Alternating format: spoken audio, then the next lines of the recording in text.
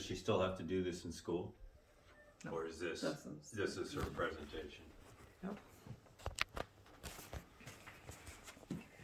So if you know anything about the school system or U.S. public school education, or if you are in teaching or staff at any in the school system, you know about the suck feeling of the learning through K through 12, or the I just have to make it through the week after week after week. And it's no secret that most kids don't like school. So something that's discussed in the education world is how to combat this. Parents, staff, and administrators look for ways to minimize this, and there's many discussions that take place about different ways this could happen while maintaining the goal of educating the youth. These discussions include later starts, shorter hours, taking different classes, taking more career-based classes, or just classes in students' interest fields, or teaching lifestyle skills. But the topic we're going to discuss today about the school system is year-round school and how that could affect our education system, with most schools following what I will be calling the summers off method. Students are changing, and I believe that should be a major indicator that the education system should also change. And we are going to look at first a video of what year-round school really means. On tonight's education station, we spotlight kids who went back to school in the summer. Then, just this week, they went back to school again in the fall. It kind of seemed like it came right back, didn't it? Well, year-round students have a unique educational calendar, and our January Keaton talked to the school officials about parents about what exactly it means to go to school all year. Year-round school sounds like you're stuck in school all year, but not exactly. The length of our school year is the same as any other school. Year-round students go to school about 180 days a year, just like traditional students, except they have 9 weeks on, 3 weeks off, and repeat until summer break, which is 5 weeks off. That little bit of respite in between those 9 weeks is a great gift to both your staff and to your students. But having kids in school year-round can mean increased costs to school districts and schedule conflicts for parents. Stasha Green has 3 kids at a year-round school and 2 in traditional school. So where her little sisters are at home, her Bulldog bonus days, and for the intercession, she's still getting up every day going to school. Year-round student Xavier Harshaw sees only one drawback to year-round school. You don't have a really long break. But the pros far outweigh the cons, says Canton's AIM Academy principal, Mariana Arvidsson. That summer slide, which is so critical to our urban and our Title I schools, where they slipped so much through the summer, it balances out that calendar, still the same number of days. Being a year-round school is a must for Principal Tim Jones of Davis Aerospace and Maritime High School, located right across the street from WKYC Studios. Our theme needs to have opportunities for kids to be out of the building quite a bit, up in the air, flying, out on the water, and really we can't put kids out on the water when the lake is frozen. According to the Department of Education, there are now over 3,000 year-round schools in the nation, 22 in Ohio, 6 of them in Cleveland, with CMSD year-round students just heading back to school this week for fall session. Even though it says year-round school, which could be very misleading, they get the time off, and when they are here, they will enjoy it. January Keaton, 3 News. And that was just a video from Education Station explaining what I am discussing when I say year-round school.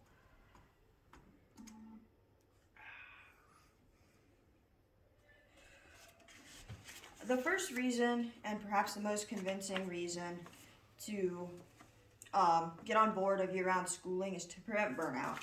And because most students have this feeling where they're just burnt out and they have these education goals, but many kids have this point where they want the goals, but they're just too stressed out and they aren't motivated enough to stick with those goals. And a Healthline source showed that during the year 2020, depression and anxiety rose throughout the school year for school-age children. And that frequent breaks would help protect it or prevent against this.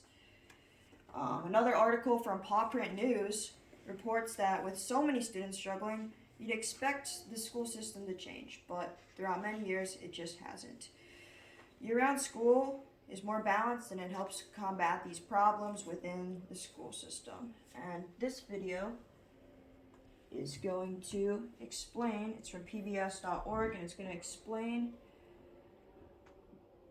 how students could benefit from this.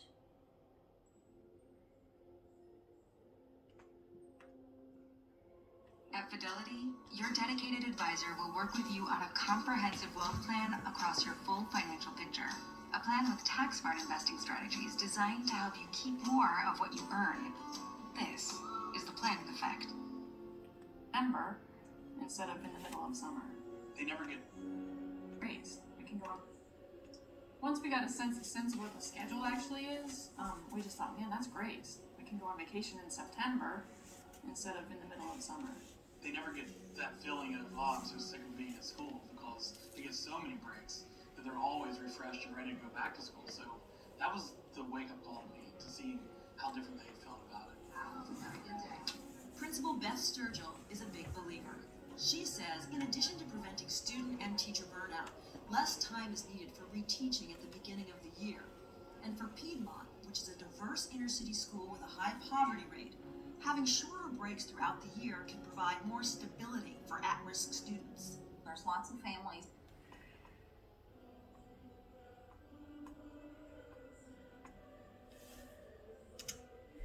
Alright, so year-round schooling also helps students retain information.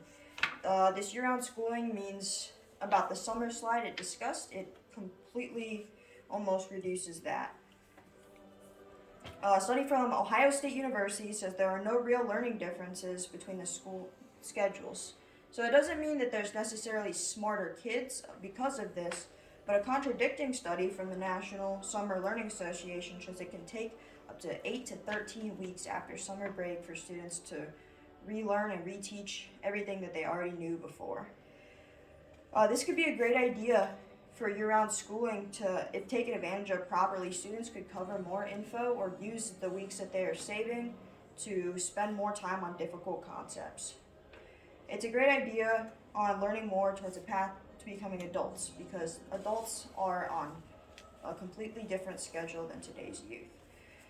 This adult lifestyle makes sense for kids to be on a schedule more similar to adults, and is also easier for parents because they do not have to find 3 months worth of childcare in the summer.